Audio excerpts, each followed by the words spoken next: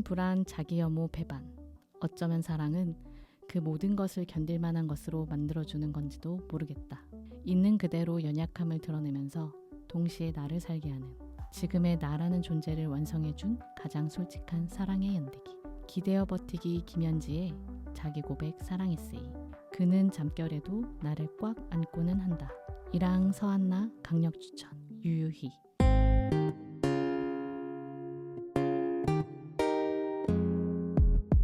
네, 안녕하세요. 제2의 오픈 책장입니다. 이번 에피소드는 지난 에피소드에 이어서 2부인 셈이죠. 위즈덤 하우스 희선님과 함께 위픽 클래식 얘기를 해보도록 하겠습니다. 위픽 하면은 한 지금 102번까지 나온 걸로 제가 기억을 하는데 맞나요? 오늘 102번이 그쵸. 서점에 등록됐습니다. 102번까지 나온 위픽, 국내 문학 위주 시리즈로 기억하실 수 있는데 최근에 위픽 클래식에서 해외문학, 세계문학 시리즈도 런칭을 했습니다. 그래서 오늘은 그 새로운 시작에 대한 얘기를 희선님과 1부에 이어서 해보도록 할 건데요. 1부도 무척 재밌습니다. 희선님의 인생책, 도서전 후기, 저희끼리 상반기 결산을 했기 때문에 얼른 1부를 듣고 들어주셔도 감사할 것 같습니다. 희선님 다시 나와주셨는데 인사 및 소개 부탁드립니다. 안녕하세요. 위즈덤에서 즐겁게 일하고 있는 마케터 유희선입니다. 네. 뭔가 1부보다 더 여유로워하셨어요. 네, 확실히 다르네요. 왜냐면 저희가 연달아 지금 네. 하고 있어서 입이 풀리기 시작했다. 네, 참 저 표현이 쉽지 않은데 뭐라고 그러셨죠? 즐겁게 일하는. 네, 즐겁게 저도 일하고 있고요. 다시 한번 나오셔서 감사드리고 오늘은 저희가 책을 3권 정도 얘기를 해야 되기 때문에 바로 본론으로 가면서 아마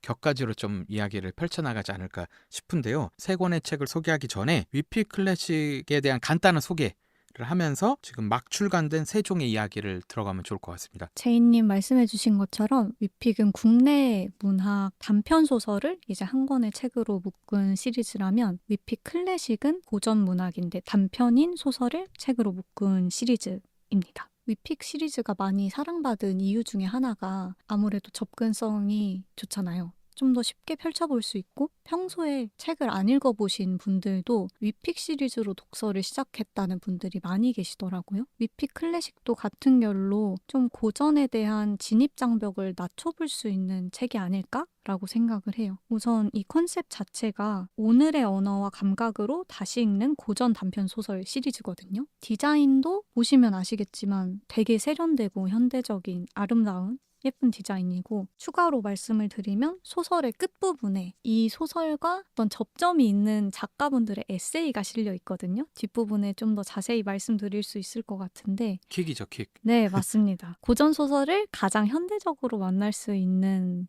시리즈가 아닐까 생각하고 있습니다. 3권이 나왔잖아요. 첫 책으로. 다 제가 예전에 읽었던 거예요. 다른 출판사 판본으로 읽었는데 신기한 경험은 나 그때 조금 힘들게 읽었던 기억인데 대체로 위픽 클래식에 너무 잘 읽혔는데 보니까 역자들이 조금씩 제가 처음 본 분도 있고 잘 못 봤던 분들이 있더라고요. 그리고 보면은 막 강연도 하시는 분도 있고 근데 관련 언어는 당연히 전공 또는 번역 경험들이 있으신 분들이어서 번역은 당연히 잘 하셨는데 좀 더 현대적으로 잘 풀었다라는 느낌을 저도 이제 번역을 대조는 못 하잖아요. 러시아어 못 해요. 이번에 읽을 땐 너무 술술 읽어서 이런 착각이 들었죠. 내가 예전에 읽었던 작품에서 술술 읽혔나 아니면 번역이 좋을까 했는데 제가 3권을 다 읽었거든요. 일부러 방송 전에 3권 다 읽으니까 이건 번역이 다른 게 맞다. 그러니까 내가 사전에 알던 내용이어서도 잘 읽은 게 있다면 한두 권 정도인데 3권이 동일하게 이렇게 걸림 없이 잘 읽힌 건 현대적으로 잘 풀어낸 게 아닐까 싶기도 하고 저의 그냥 3권을 다 읽었을 때 감상 중에 제일 큰 건 몇 개가 있는데 하나는 디자인이 너무 좋다. 그러니까 사실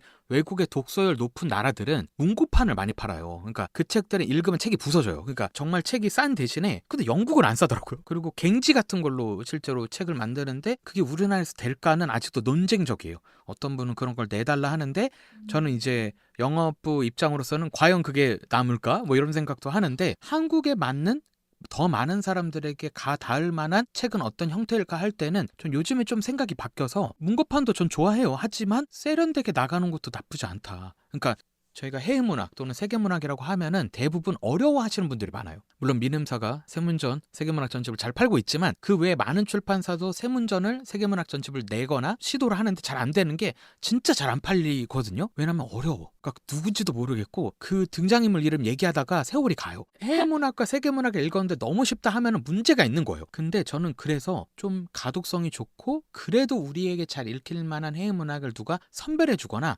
시리즈로 내주는 건 아주 중요한 무모한 시도라고 생각을 하는데 위픽의 세련됨을 가져와서 위픽 클래식으로 나오니까 판형과 이 형태와 표지 이런 거는 너무 세련되고 제가 이런 말 하니까 되게 나이 든 사람 같은데 젊은 감각의 표지가 정말 예뻐요. 내용도 좋고 번역도 현대적으로 좀 더 풀어냈고 그리고 마지막에 제가 앞서서 언급한 킥이 뭐였냐면 수록된 에세이들이 기가 막힙니다. 이 말이 좀 웃긴데 인간 실격에 요조 작가님이 요조에 대해서 글을 쓰신 거잖아요. 그 요조가 그렇습니다. 캐릭터 이름이니까 인간 실격에 그런 거를 너무 왁구 이거 전문 용어가 아닌데 이 틀을 잘 짜신 게 너무 좋았고 이상이 쓴 날개조차도 허연 시인의 실제 자신의 도쿄 거기에 살았던 기억들을 에세이로 풀어내시니까 날개라는 작품이 또 다시 읽히고 제 지금 책상 앞에 있는 첫사랑은 대박이 제가 너무 좋아하는 이장욱 시인님이 또 에세이를 쓰신 거예요. 이것 때문에 책이 훨씬 더 가깝고 재밌게 소개가 된 것 같아요. 고전과 현대의 만남이라는 걸 진짜 책으로 구현한 그게 진짜 위픽 클래식인 것 같아요. 네, 그래서 음. 앞으로도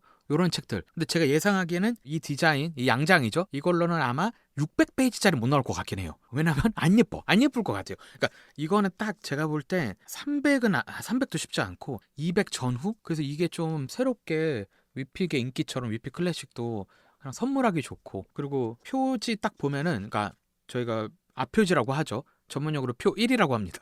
표 1을 보면 문장으로 이렇게 제목이 없잖아요. 그러니까 고전에서 문장을 빼왔는데 이게 되게 또 요즘에 사람들이 문장 좋아하니까 그쵸. 그런 걸로 잘 호소력 있게 저보다는 좀 더 젊으신 20대 독자를 타겟한 느낌도 있고 그래서 되게 반가웠어요. 도서전에서 어떤 독자분이 손편지를 써주셨는데 아, 위픽 시리즈로 나 책 평생 안 읽었는데 책 읽기 시작했다. 야, 너무 재밌다. 너무 감사하다. 손편지로 그것도. 네. 그 2장짜리로. 네, 그렇게 쓰신 거예요. 누군가가 이걸로 고전을 처음 읽을 수도 있는 거잖아요. 그렇게 생각하면 너무 자랑스럽고 네네. 기쁘고 더 잘 되고 다음에 어떤 소설 출간될까 이런 게 많이 기대가 되죠. 그게 참 중요해요. 그러니까 들으시는 분, 저를 포함할 수도 있는데 해외 문학을 이미 너무 좋아하시는 분들은 이제 두꺼운 책에 대한 반감이 없죠. 오히려 좋죠. 잘못된 거예요. 그러니까 뭐냐면 두꺼운 건 힘든 게 맞아요. 까라반조편의 형제들 뭐 죄와벌이 그나마 2권짜리긴 하지만 그거 합치면 제가 알기로는 한 800페이지 넘을 거거든요. 그런 걸 좋다고 말하는 걸 앞에서 누군가 들을 땐 해외 문학은 어렵다라고 느끼겠죠. 어려운 게 맞고요. 근데 그렇게만 하면 이제 다 아시다시피 해외 문학 내는 출판사는 점점 적어질 것이며 해외 문학을 못 읽게 될 거 아니에요. 왜냐면 번역을 해서 그게 판매나 독자한테 안 가닿는다면 위필 클래식 같은 시도들이 저는 많아져야 되고 최근에 제가 본 시도 중에서는 열린 책들에서 모노 에디션 예쁘게 딱 깔끔하게 냈잖아요. 네. 그게 그나마 가격 면에서도 좀 더 저렴하고 그게 가 닿아서 많은 사람들에게 소개가 돼야 진짜 헤비 해외 독자들이 좋아하는 두꺼운 책들까지 연결이 되기에 저는 디딤돌 역할을 해줄 책들과 시리즈는 필요한데 앞서 언급한 모노 에디션은 좀 더 문고판스럽게 가성비에 맞춰서 딱 냈다면 위필 클래식은 한번 취향, 아름다움으로 한번 미감으로 건드려 보겠다. 그리고 좀 더 걸림없는 번역을 한번 가보겠다. 해서 저는 또 이것도 새로운 시도, 돌출구가 되지 않을까 싶네요. 저는 출판사가 해야 되는 역할 중에 하나가 물론 기성 독자들이 기대할 만한 감상을 줄 만한 책을 계속해서 지속적으로 출판하는 것도 역할이긴 하지만 젊은 독자들을 계속해서 키워나가는 것도 중요하잖아요. 음. 모든 독자들이 처음부터 800쪽짜리 책을 읽긴 어려우니까 이렇게 아름다운 물성을 가진 책으로 시작할 수 있다면 좋지 않을까? 이게 정말 어린 독자들을 잘 키우는 그런 계기가 되는 책이 충분히 될 수 있지 않을까 네, 생각하고 있어요. 물론 뭐 두꺼운 책들을 나중에 읽게 될 때 그 기쁨도 진짜 큰데 좀 부담 없이 누구든 손 뻗어서 읽었으면 좋겠다라고 했을 때 그 디자인적으로나 번역이 좀 와닿았던 것 같고요. 저희 이렇게 3권이 나와서 3권을 다 막 저희가 구구절절히 소개할 수는 없지만 희선님이 뽑는 딱 하나 너무 좋다 이런 작품도 있으세요? 내 취향에 2개. 하나가 좀 소외되겠지만 너무 내 취향인 것과 취향에 가까운 것 하나는 야 이게 고전이니까 이 캐릭터 쉽지 않다 이런 것도 있을까요? 한 권이라고 말씀하셨으면 아실 뻔했는데 그쵸. 다행히 2권 네네. 말씀하셔서 저는 2번째로 읽어본 인간 실격 20대 초반에 한 번 읽었었는데 그때랑 확실히 달랐던 것 같아요. 그때 당시에는 요조가 마냥 싫었던 것 같거든요. 싫어할 수밖에 없는 인물이기도 하고 그런데 지금 이제 사회생활을 하고 어떨 땐 좀 가면을 쓰기도 해야 되고 다른 사람의 뭔가 비위에 맞춰야 될 때가 있고 이런 생활을 그래도 경험을 하다 보니까 조금은 이해가 되는 면도 있는 것 같아요. 그래서 에세이 써주신 요조 작가님도 뭔가 와닿는 면이 있으니까 마냥 미웠다면 요조라는 이름을 짓지 않으셨겠죠. 그렇죠. 자꾸 저희가 요조 싱어송라이터를 바라볼 때 그 요조라는 캐릭터까지 좋게 생각할 수 있지만 실상은 그냥 읽으면 되게 뜨악할 수 있거든요. 네. 근데 그 안에서 뭔가를 발견하셨기에 활동명으로 요조를 삼으신 거죠. 그렇죠, 그렇죠. 그걸 에세이에서 보실 수 있다. 네. 인간 실격과 이걸 정말 개인의 차원에서 요조라는 인물을 어떻게 바라보는지를 평생의 절반을 요조라는 이름으로 살아본 작가님의 에세이랑 같이 만나볼 수 있었다는 게 저는 더 좋았던 것 같고 가면 쓰면서 내가 살아오고 있나? 라는 감각을 느끼시는 분이면 조금 더 이입이 되지 않을까 하는 소설이라고 생각하고 두 번째 책으로는 첫사랑 아, 네, 이반 투르게네프의 첫사랑 충격적이죠. 네, 말씀드리고 싶은데 저는 일단 이런 제목의 고전이 있는지 몰랐어요. 그쵸. 네. 제목이 되게 이런 제목이 고전에 네. 할 수 있죠. 다른 뭐 날개나 인간 실격에 비해서는 덜 유명한 작품인 것 같기도 해요. 제일 공감할 만한 좀 대중적인 경험을 다루는 책이 아닐까? 라는 생각도 들고요. 너무 네네. 첫사랑 필터가 씌워진 것처럼 누군가를 처음 사랑하게 되는 상상적인 첫사랑이라고 이제 이장옥 시인님이 표현을 해주셨는데 그런 경험을 해본 사람이라면 공감 가는 면이 많을 것 같고 야, 이걸 누군가 네. 읽은 사람이 들으면 놀랄 수도 있다. 그쵸. 제가 지금 좋은 얘기만 하고 있죠. 공감. 아, 그렇구나. 그래서 나의 첫사랑에서 펼치면 네. 되게 네. 아주 소설적 충격을 온전히 맛볼 수 있다. 어쩌면 여기까지만 알고 읽으시는 게 좋으실 수도 있겠네요. 그러긴 해요. 사실 소설은 모를수록 좋긴 하거든요. 맞아요. 그러니까 저는 이거 근데 조심스럽긴 한데 영화 얘기할 건데 네. 편집될 수도 있어요. 네네네. 식스센스 결말이 아직도 스포를 말하면 안 돼요? 되지 않아요? 다 알지 그쵸, 않아요? 그쵸. 근데 저는 진짜 충격적인 게 그 스포를 당하는 바람에 거의 10년 동안 안 봤어요, 일부러. 그러니까 저는 보기 전에 이미 안 거야. 네. 근데 10년이면 까먹겠지? 안 잃어버리더라고요. 말 안 할게요. 식스센스조차도 스포하지 마세요. 저는 그러니까 이렇게 합시다. 100년? 50년 안 지났으면 얘기하지 않기로. 식스센스 몇 년? 근데 꽤 됐는데 식스센스. 네, 그래서 사실은 사전 정보를 모르고 읽을수록 사실은 그 소설가의 의도에 빠지긴 쉽거든요. 근데 정말 첫사랑도 딱 이 정도 알고 읽으면 너무 좋고 제가 좀 더 설명을 할 수는 있는데 모를수록 좋다. 그래서 혹시 여기까지 듣다가 뭔데 한 명은 공감 간다 그러고 한 명은 위험한 데라고 했냐? 이때 딱 읽으시고 돌아오시면 이제 저희의 대화가 좀 더 이해하기 수월할 수는 있는데 그럼 희선님이 무서워집니다. 그 공감은 무엇인가? 그쵸. 이제 제가 말한 공감은 아주 그 소설의 어떤 초반부에 가깝고 표지에 있는? 네, 그렇죠. 이 핑크색 너무 이 아름다운 이 말랑말랑해 보이는 베이비 핑크색과 가까운 그 초반의 감상이었고요. 뒤에 좀 충격적인 전개가 있는데요. 와, 진짜. 근데 언제 눈치채셨어요? 저는 근데 그러니까 이게 제가 한 3번째 읽는 거더라고요. 오, 네. 판본이 꽤 있어가지고 네네. 저는 사실 중반까지 설마 했어요. 그래서 가까운 사람인가? 아는 사람인가? 진짜요? 이랬다가 근데 뭐 아니겠지 뭐 그런 뭐 다 비슷하게 생겼나 보지 이렇게 가다가 갑자기 그게 딱 모아져서 자신의 첫사랑 대상이 사랑하는 사람을 발견했을 때 그 충격은 사실 이 표지가 핑크빛이고 귀엽죠. 근데 맨 위에 번개 표시가 있거든요. 전 이게 이 소설을 요약한다. 그쵸. 사실 이거죠. 번개죠. 번개 후 감상 찌릿찌릿. 네. 네, 근데 정말 인터넷에 보면 그런 후기가 있어요. 이 첫사랑은 정말 아름다운 이야기이면서 동시에 제가 보니까 그 아름다운 건 시작할 때랑 맨 끝은 아름다운 것 같고 그리고 가장 잔인한 소설이라고도 불린다라는데 동의할 수 있는 것 같아요. 네, 맞아요. 그 네. 표현이 맞는 것 같아요. 진짜 말하고 싶지만 그래도 보호해드리고 싶어요. 그럼 이 책은 나온 지 얼마 안 됐잖아요. 그럼 스포 방지는 한 달은 해야 된다. 내 첫사랑의 첫사랑. 그쵸. 네네. 네. 네, 그렇습니다. 여기까지만. 네. 네. 저는 이게 고전이 신기한 게 어떤 고전을 읽으면 그냥 좋을 수도 있어요. 현대 소설도 읽으면 그냥 좋죠. 그것도 나쁘지 않죠. 읽었는데 너무 내 얘기 같거나 어디서 본 이야기 같거나 다 좋습니다. 근데 진짜 많이 인용되거나 오래 살아남는 고전의 특징은 의도를 했든 안 했든 또는 명시를 했든 안 했든 또 다른 고전이 생각이 날 때가 있어요. 고전이라고 해서 땡땡 작품을 인용했구나 일 수도 있고 어떤 작품하고 비슷한 데일 수 있는데 저는 이 첫사랑 저는 신화적인 장치도 좀 봤습니다. 네. 여신. 여신도 네. 있고 그다음에 좀 다른 측면으로는 약간 오이디푸스. 오이디푸스 네, 신화와 그쵸, 그쵸. 연결된 내용들도 조금 나오는데 그거를 되게 로맨스적으로 풀었기 때문에 근데 이거 스포 아니에요? 여기까지 얘기하고 아시면 이미 아시는 거야. 그런 분은 네, 아실 거라고 네, 얘기를 해보는데 저희가 방금 언급한 데가 한 3분의 2 분량이라면 그 후에 펼쳐지는 주인공의 감상과 이야기도 너무 좋았어요. 그게 없었다면 조금 아쉬웠을 수 있는데 그게 약간 이 작품을 성장 소설로 만드는 또 힘인 것 같아가지고 이렇게 얘기하면 더 이제 모호해지겠지. 첫사랑 너무 두세 번째 읽는 건데 너무 잘 읽었고 저는 이 사랑이라는 감정이 배신감과 같이 온다고 생각하거든요.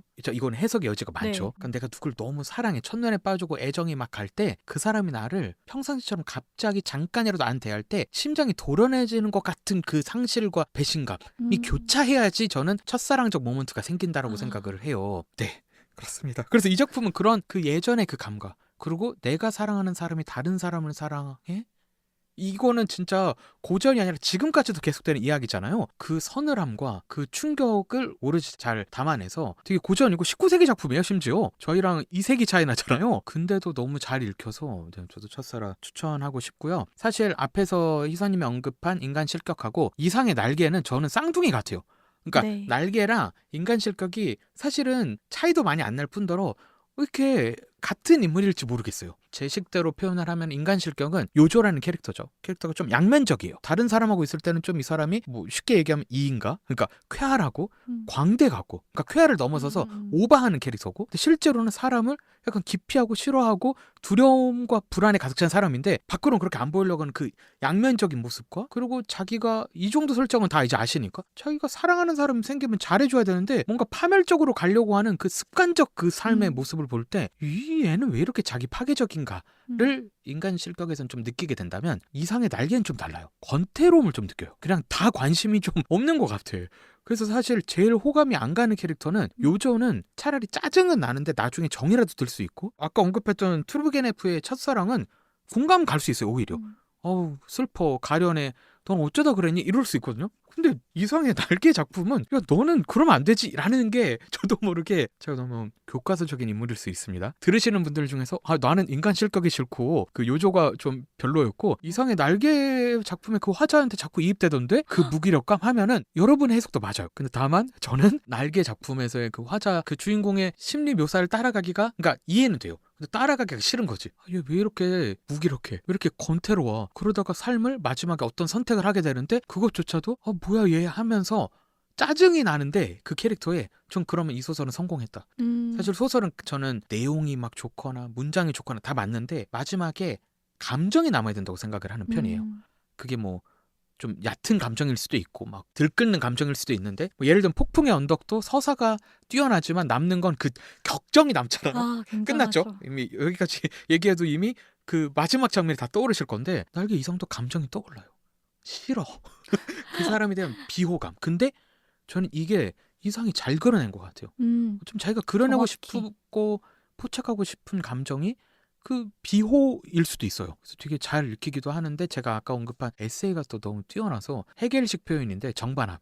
그러니까 읽었을 때 좀 그런데 에세이를 읽으니까 그런가? 하고 다시 생각해보면 공감하는 이해는 아닌데 그런 사람이 있을 수 있지 라는 걸로 떨어져서 이렇게 세 작품을 다 조금씩 언급을 해버린 네, 저도 이 책을 읽으면서 어떻게 소개하면 좋을까를 엄청 고민을 했거든요. 근데 제이님이 너무 잘 설명해 주셔서 안도가 되고 상업소설이랑 고전소설이랑 다른 점이 상업소설은 어떻게든 독자들이 주인공한테 사랑을 느끼게끔 응원하게끔 한다면 고전 소설은 거기에 목적을 두지 않잖아요. 그러니까 그렇게 하는 경우도 있지만 그것이 목적이 아니잖아요. 그런 점에서 다르다고 생각하고 같은 맥락에서 문학적으로 가치가 있냐 없냐를 따질 때 이 주인공이 얼마나 훌륭하느냐가 기준이 될 수는 없잖아요. 말씀해 주신 것처럼 어떤 진리를 담고 있냐, 어떤 감상을 독자한테 줄 수 있냐를 생각했을 때 그게 굉장히 강렬하고 인정하고 싶지 않지만 내면의 추함을 공통적으로 너무 잘 그려냈다는 점에서 이 세 작품 다 고전으로서의 의의가 있는 것 같아요. 그리고 세 작품의 특징 아닌 특징은 다 화자 또는 주인공의 내면을 다 포착해요. 그 감정이 뭔지 알겠다. 어떤 작품은 모를 때가 있어요. 그러니까 서사가 너무 세서 등장인물이 별로 안 중요할 때도 있거든요. 근데 뭐 첫사라, 날개, 인간 실격 다 그 내면에 우리만 아는 비밀도 있고 꽤 많은 사람들에게 알려진 내면의 변화일 수는 있지만 그런 것들이 포착이 돼서 좀 고전들이 그런 재미난 장치들이 있는 것 같아요. 사실은 성별도 다를 수도 있고 시대가 제가 언급한 뭐 첫사랑은 200년 정도 차이 나는데 공감을 갈 만한 요소가 현실적으로 없어야 되잖아요. 러시아 사람이잖아요. 근데 공감을 가게 해서 결국엔 나를 또 내 자리를 발견하게 하는 게 전 고전들이 가진 그 훌륭함, 그 장치들 같아요. 그러니까 막 최근에도 교보문고 갔더니 아니 무슨 베스트셀러에 슈타르트가 있는 거예요. 아니, 뭐 너무 부러움을 떠나서 경이로워. 아니 왜? 아니 또 여전히? 좋아요. 저도 잘 읽었는데 이게 왜 계속될까? 심지어 아니 여성 독자들 많다며 우리 소설 독자들이 거의 저희가 전문 용어로 광고 타겟을 잡을 때 이 40대 여성을 잡으면 그냥 되거든요. 근데 슈타르트에는 여성이 거의 그러니까 나오긴 하는데 사실 소비되고 주요 캐릭터는 다 남성이고 우리나라 사람 당연히 아니잖아요. 근데 거기에 그렇게 이입해서 내 얘기처럼 읽는 게 고전의 묘미다. 그래서 고전을 가끔 어려워하시는 분들이 너무 다른 나라 얘기고 나랑 환경이 다르고 남자 얘기가 많다. 다 맞는 말이에요. 저는 그 불편함을 가지고 읽으시면 된다는 거예요. 왜냐하면 꽤 많은 해외 독자들은 그거 관심 없고 그냥 나랑 연결지어서 읽는다고. 그게 또 고전의 매력이어서 대신에 읽을 때 그런 불편함이 생길 수 있어요. 뭐 예를 들면 왜 뭐 저희가 언급했던 인간 실격이든 날개 작품 속에서 남성들 왜 이렇게 무기력해 해서 저는 그 시대 상을 공부한 적이 있거든요. 20세기 남자들에게 무슨 문제가 있었는가. 뭐 일본 문화에 대한 책도 본 적이 있고 할 때 더 독서가 확장되잖아요. 그래서 어떤 책을 읽을 때 그 불편함이 있을 수 있어요. 근데 그거를 무시하지 마셔라. 이 책은 고전이니까 훌륭하다 하니까 나의 어떤 반론도 있으면 안 된다가 아니라 그 불편함이 있으면 선입견이 있으면 그걸 그대로 가지고 읽으시고 해소가 안 되면 또 다른 책이나 아니면 주변 사람들에게 물어봐서 또 다른 책이든 이야기로 뻗어갈 때 그게 고전의 묘미거든요. 고전을 막 칭송할 필요는 없어요. 근데 왜 고전을 제가 약간 칭송하는 느낌인데 칭송하게 되냐면 이렇게 계속 얘기가 되니까. 그럼 최소한 뭐 짧게는 몇십 년에서 길게는 기원전 자료들까지 있으니까 그 텍스트가 오늘날로 다시 가져와서 누군가는 그 사실 안 중요하잖아요. 나에게. 아니 기원전 텍스트가 나한테 무슨 의미가 있어요. 근데 그거를 마치 내 친구가 나한테 잘못한 것처럼 그거 너무 별로야 라고 누군가는 얘기를 하고 누군가는 나는 근데 그렇게 안 봤는데 하면서 티격태격이 책이라는 게 사람을 살리는 것 같아요. 그러니까 그 텍스트를 다시 한번 살려서 사람들 사이에 걸어다니게 만드는 게 저는 책 읽는 신비로움, 출판사 다니는 이유 중에 또 하나이지 않나, 또는 책을 계속 읽는 이유 중에 하나인 것 같아서 이 책들은 다 어떤 건 좀 비호감인 캐릭터도 등장을 하고 고전들이 다 그래요. 근데 그런 걸 통해서 독서가 생각보다 괜찮게 확장될 수 있다. 단적인 예로 저는 니콜라이 고골, 뭐 도스토옙스키, 네. 톨스토이 쪽이거든요. 네네네. 그래서 좋아하다가 러시아 막 혁명사 공부하고. 왜냐면 이게 공부를 했다는 게 중요한 게 아니라 그들의 시대가 너무 궁금한 거예요. 그래서 공산당의 역사, 러시아 이걸 알게 돼요.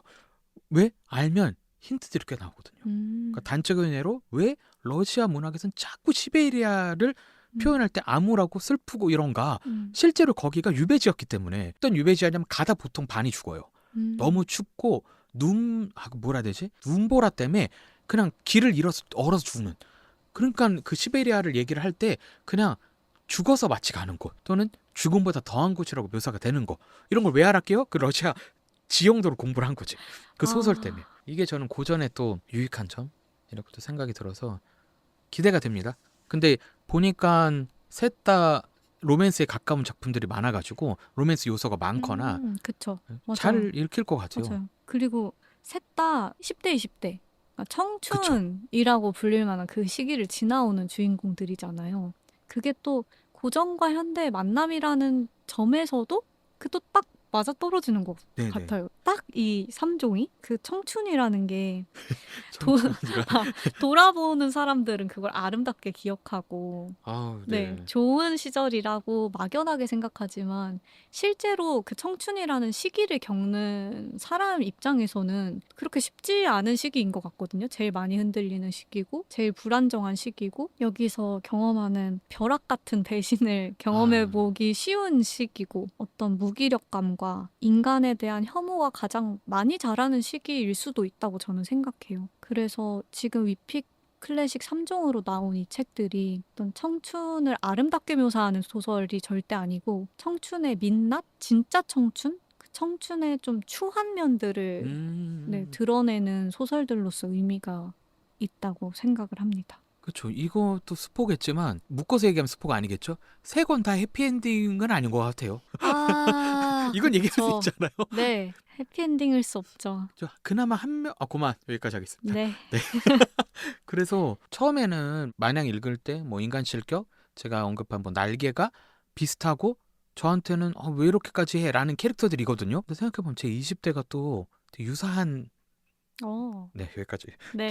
제 삶에 대한 스포. 그래서 아마 읽으시면서 싫어하시면 이게 많이들 쓰는 표현 중에 동족 혐오라는 게 있거든요. 아, 그거일 수도 있다. 아, 그리고 또 다른 측면으로는 왜 이래 왜 이러는지 잘 모르겠어 하는데 저는 특별히 이상이 쓴 날개가 희한했던 부분은 처음 읽었을 때 감성, 두 번째 읽었을 때 감성, 그다음에 이번에 녹음 준비하면서 읽었을 때 감상과 저희 사전 미팅할 때 감상이 또 달라요. 오. 네. 오. 그 대상은 고정돼 있는데 자꾸 네. 다르다가 아까 저희끼리 한 말 중에서 제가 기억 남는 게 이거 약간 시대상 같다. 그러니까 음. 요즘 사람이라는 음. 걸로 저희가 모든 사람을 다 정의할 수는 없어도 좀 그냥 요즘 사람에 가까운 인간상은 이상하게 날개의 그 화자 같기도 해가지고 뭔가 목적, 목표가 좀 없어지고 무기력하고 나태는 또 아니에요. 약간 되게 권태롭거든요. 그게 또 요즘 되게 현대인 덩어리로서 표현하자면 그런 느낌도 들어서 여러 측면으로 얘기할 수 있는 책들인 것 같아요. 다 희선님이 얘기한 것처럼 다 민낯을 좀 드러내고 해피해피하지 않습니다. 표지에 속으셔도 되지만 생각보다 읽으면 그런 아름다운 장면들도 당연히 있거든요.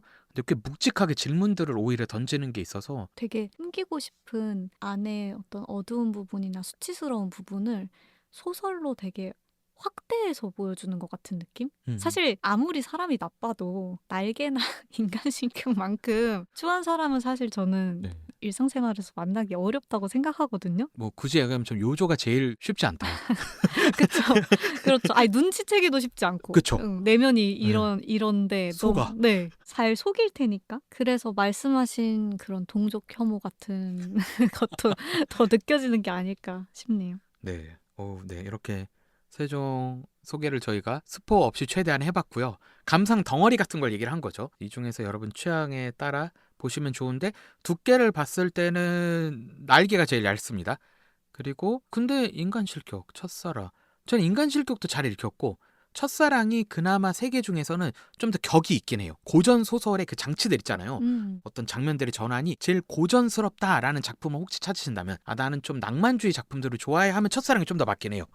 그래서 취향에 따라 낭만 그쵸. 그 낭만은 벼락 맞은 낭만. 그쵸. 왜냐면 그 낭만의 독일 낭만의 시초라고 불리는 사람은 괴테, 뭘 썼냐? 젊은 베르테르의 슬픔을 썼기에 그쪽은 낭만도 참 그래요. 독일 그 유명한 밈 있잖아요. 뭐 사랑하니 죽겠다가 프랑스면은 이제 러시아가 죽겠다. 그럼 독일은 약간 그 사이 같아요. 사랑하니까 죽어버리고 또 죽겠다 약간 이런 느낌도 있는데 이렇게 읽으시고 저는 이게 또 세종이 다 나라가 다르잖아요. 네. 그래서 이렇게 입문을 하셔서 나는 좀 첫사랑 재질이야. 그러면 체오프 쪽으로 가셔도 좋고. 네네. 그리고 뭐 나는 다자요섬을 읽었는데 하면 다른 다자요섬 작품도 있고 저는 나스메 소세키로 가도 좋다. 더 약간 원류 같아서. 그렇죠. 계보가 그쵸. 있으니까. 이상을 읽으면 어디로 가면 좋을까요? 이상은 이상은 약간 좀 좋았다. 독보적이긴 해. 맞아요. 좀 결이 비슷한 사람을 찾기가 어려운 네. 것 같아요. 전 그냥 결이 완전 다른 사람으로 윤동주 시인을 읽어보면 완전 반대로. 이렇게 심지어 도쿄라는 공통점도 있는데 이렇게 다를 수 있다. 인간은 다양하다.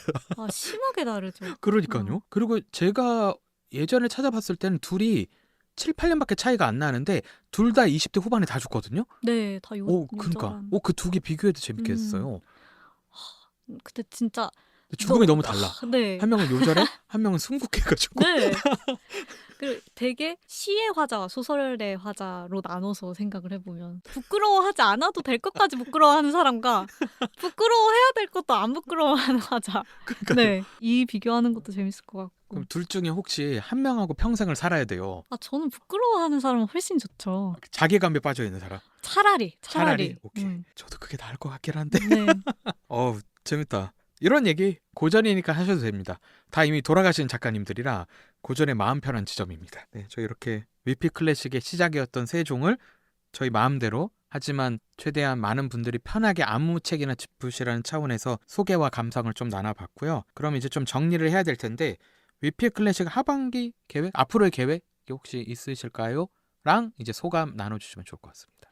하반기 계획은 위피 클래식 앞으로도 계속 출간될 예정이고요. 기대하셔도 좋을 것 같고, 그러니까 제가 독자로서도 만나고 싶은 소설들이 정말 많아서 그걸 그냥 단편 집중의 하나가 아니라 오롯이 한 권으로 가진다는 건 또 내 인생의 고전을 그 책 한 권으로 가진다는 건 또 다른 경험이잖아요. 그것도 이렇게 예쁜 양장본으로 계속 기대하면서 기다려 주셨으면 좋겠습니다. 오늘 방송 좀 어떠셨어요?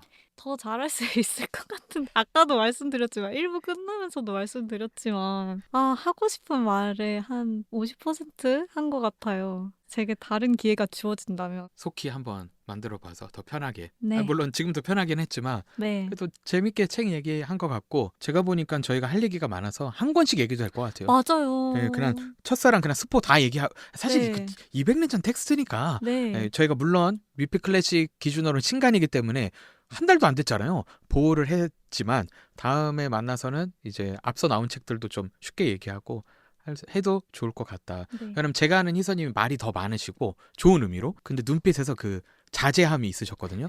근데 한번 다른 기회에 한번 자제함을 떨쳐버리고 얘기했으면 좋겠지만 저는 그냥 그런 생각인 것 같아요. 오늘 생각보다 잘 서로 얘기를 한 것 같고 그리고 저조차도 얘기를 들으면서 위피 클래식의 앞으로의 책 라인업을 공개를 당연히 아직 안 해주셨으니까 더 기대가 되면서 이렇게 한 권으로 딱 이 판형의 통일감이 또 있거든요. 책장에 딱 꽂아놨을 때 그걸 한번 같이 기다렸으면 좋겠습니다. 제 오픈 책장 이렇게 2부로 짜진 희선님 특집 느낌도 있고 위피 클래식 특집은 마치도록 하겠습니다. 제 오픈 책장은 또 다른 책 이야기로 돌아오겠습니다. 감사합니다.